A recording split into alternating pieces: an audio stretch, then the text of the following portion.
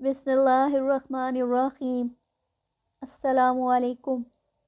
سیرت النبی، باب 92، خیبر کے قلعے۔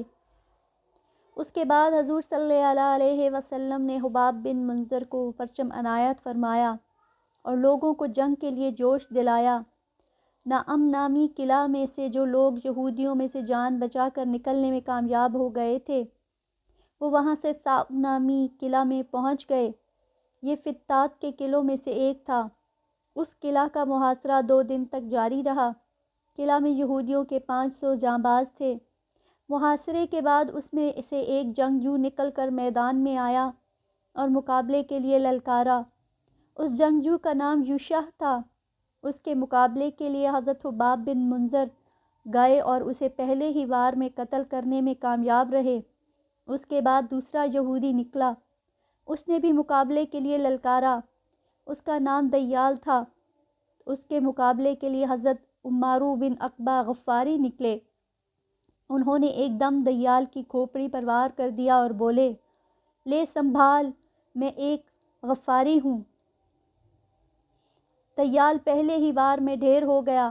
اب یہودیوں نے زبردست حملہ کیا۔ اس کے نتیجے میں مسلمانوں کو پسپا ہونا پڑا اور وہ ادھر ادھر بکھرتے چلے گئے۔ یہودی کے آگے بڑھتے رہے، یہاں تک کہ وہ رسول اللہ صلی اللہ علیہ وآلہ وسلم کے پاس پہنچ گئے۔ نبی اکرم صلی اللہ علیہ وآلہ وسلم اس وقت گھوڑے سے اتر کر نیچے کھڑے تھے۔ اس حالت میں حضرت حباب بن منذر پوری طرح ثابت قدم رہے اور جم کر لڑتے رہے۔ رسول اللہ صلی اللہ علیہ وآلہ وسلم نے مسلمانوں کو پکارا اور جوش دلایا تو وہ پلٹ کر یہودیوں پر حملہ آور ہوئے۔ انہوں نے یہودیوں پر ایک بھرپور حملہ کیا۔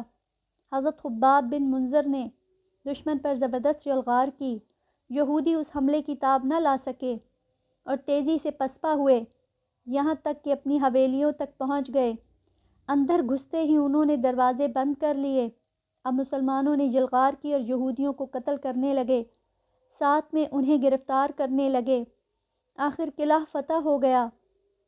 اس قلعہ میں مسلمانوں کو بڑے پیمانے پر گیہوں، کھجوریں، گھی، شہد، شکر، زیتون کا تیل اور چربی ہاتھ آئی۔ یہاں سے مسلمانوں کو بہت سا جنگی سامان بھی ہاتھ لگا۔ اس میں منجنیقیں، زرری، تلواریں وغیرہ شامل تھیں۔ اس قلعے سے جو یہودی جان بچا کر بھاگ نکلے میں کامیاب ہوئے، انہوں نے قلعہ نامی قلعہ میں پناہ لی۔ یہ قلعہ ایک پہاڑی کی چوٹی پر تھا۔ مسلمانوں نے اس کا بھی محاصرہ کر لیا۔ ابھی محاصرے کو 3 دن گزرے تھے کہ ایک یہودی حضور صلی اللہ علیہ وآلہ وسلم کے پاس آیا اور بولا، اے ابو القاسم، آپ اگر میری جان بخشی کر دیں تو میں آپ کو ایسی اہم خبریں دوں گا کہ آپ اطمینان سے قلعہ فتح کر لیں گے، ورنہ آپ اگر اس قلعے کا 1 مہینے تک محاصرہ کیے رہے تو بھی اس کو فتح نہیں کر سکیں گے، کیونکہ اس قلعے میں زمین دوز نہریں ہیں۔ وہ لوگ رات کو نکل کر نہروں میں سے ضرورت کا پانی لے لیتے ہیں۔ اب اگر ان کا پانی بند کر دیں تو یہ لوگ آسانی سے شکست مان لیں گے۔ نبی اکرم صلی اللہ علیہ وآلہ وسلم نے اسے امان دے دی۔ اس کے بعد اس کے ساتھ ان نہروں پر تشریف لے گئے اور یہودیوں کا پانی بند کر دیا۔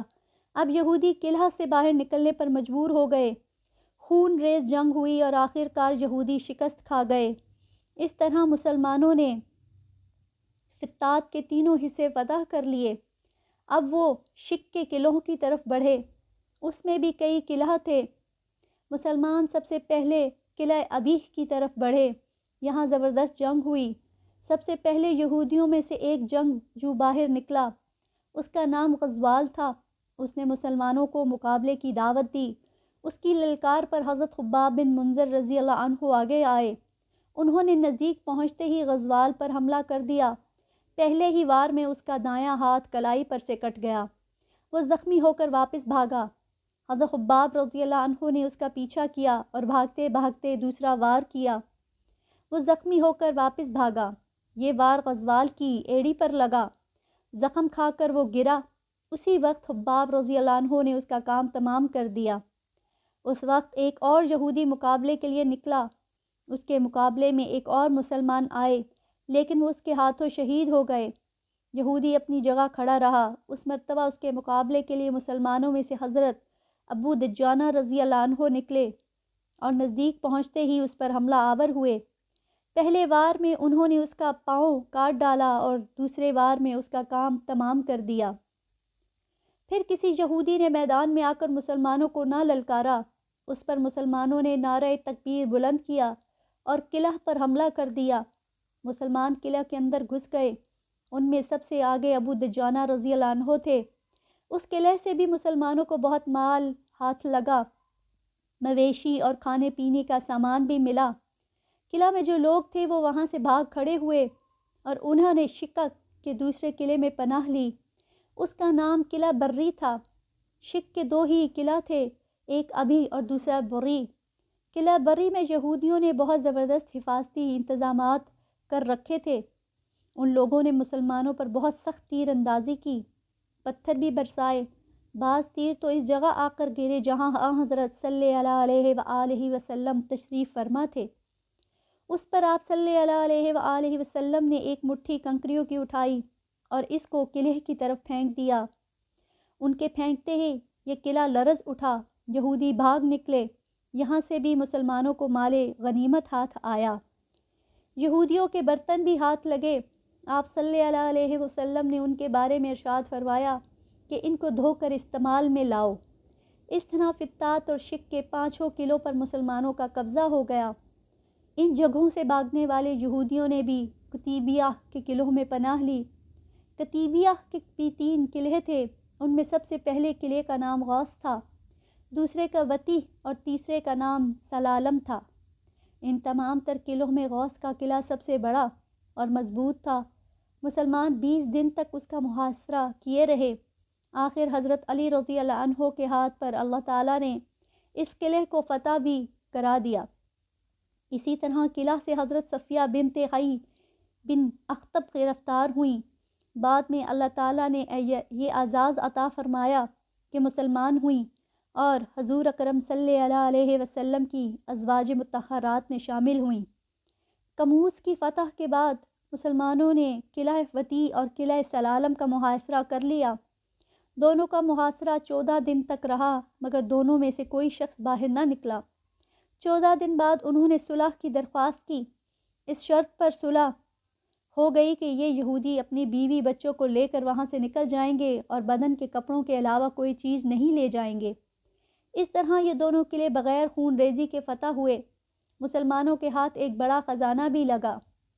خیبر ہی میں آپ کی خدمت میں اشری اور دوسی قبیلے کے لوگ حاضر ہوئے۔ اشری لوگوں میں حضرت ابو موسیٰ اشرح بھی تھے اور دوسیوں میں حضرت ابو ہریرہ رضی اللہ عنہ تھے۔ ان حضرات کو بھی مال غنیمت دیا گیا۔ خیبر کی فتح کے موقع پر حبشہ سے حضرت جعفر بن ابی طالب رضی اللہ عنہ وہاں پہنچے۔ انہوں نے مکہ سے حبشہ کی طرف ہجرت کی تھی۔ یہ اس موقع پر وہاں لوٹے تھے۔ آپ صلی اللہ علیہ وسلم انہیں دیکھ کر بہت خوش ہوئے، کھڑے ہو کر ان کا استقبال کیا، ان کی پیشانی پر بوسہ دیا۔ اس موقع پر آپ صلی اللہ علیہ وآلہ وسلم نے ارشاد فرمایا، اللہ کی قسم میں نہیں جانتا مجھے خیبر کی فتح کی زیادہ خوشی ہے یا جعفر کے آنے پر زیادہ خوشی ہے۔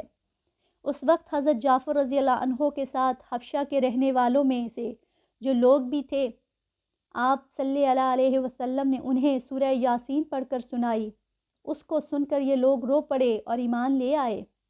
حضور اکرم صلی اللہ علیہ وسلم نے ان کی زبردست خاطر تواضع فرمائی اور فرمایا، ان لوگوں نے میرے صحابہ کی بہت عزت افزائی کی تھی۔ مطلب یہ تھا کہ جب مکہ کے مشرکوں نے مسلمانوں پر ظلم ڈھائے تھے تو بہت سے مسلمان حبشہ کی طرف ہجرت کر گئے تھے۔ اس وقت وہاں ان کی بہت عزت افزائی ہوئی تھی۔ حبشہ سے جو لوگ آئے تھے ان میں حضرت ام حبیبہ بنت ابو سفیان رضی اللہ عنہ بھی تھیں۔ ام حبیبہ رضی اللہ عنہ حضرت صلی اللہ علیہ وسلم کی ازواج مطہرات میں شامل تھیں۔ حبشہ میں رہتے ہوئے ان کا نکاح آپ صلی اللہ علیہ وسلم سے ہوا تھا۔ مکہ سے دوسری ہجرت کے موقع پر انہوں نے حبشہ کی طرف ہجرت کی تھی۔ اس وقت ان کا پہلا خاوند عبداللہ بن حجش ساتھ تھا، لیکن حبشہ پہنچ کر وہ مرتد ہو گیا تھا۔ اس نے عیسائی مذہب قبول کر لیا تھا اور اسی حالت میں مر گیا تھا۔ جبکہ حبیبہ رضی اللہ عنہا اسلام پر قائم رہی تھی۔ 7 محرم کو مہینے میں اللہ کے رسول صلی اللہ علیہ وآلہ وسلم نے حضرت عمرو بن امیہ خمری رضی اللہ عنہ کو نجاشی کے پاس بھیجا تھا تاکہ وہ حبیبہ رضی اللہ عنہ کا نکاح آپ سے کر دیں۔ چنانچہ یہ نکاح نجاشی نے پڑھایا تھا۔ اس نکاح سے پہلے حضرت حبیبہ رضی اللہ عنہ نے ایک خواب دیکھا تھا، اس میں انہیں کوئی پکارنے والا المومنین کہہ کر پکار رہا تھا۔ اس سے حبیبہ رضی اللہ عنہ گھبرا سی گئیں۔ جب انہیں حضور اقدس صلی اللہ علیہ وآلہ وسلم کی طرف سے نکاح کا پیغام ملا تو تب انہیں اس کی تعبیر معلوم ہوئی۔ ان کا مہر بھی شاہ نجاشی کی طرف سے ادا کیا گیا، شادی کا کھانا بھی انہی کی طرف سے کھلایا گیا۔ نجاشی کی یہ کنیز کے ذریعے یہ سارے معاملات طے ہوئے۔ وہ کنیز بھی اللہ کے رسول پر ایمان لے آئی تھی اور انہوں نے اپنے ایمان لانے کا پیغام حضرت حبیبہ رضی اللہ عنہا کے ذریعے رسول کریم صلی اللہ علیہ وسلم کو بھیجا تھا۔ آپ کو جب اس کنیز کا پیغام ملا تو آپ مسکرائے اور فرمایا، اس پر سلامتی ہو۔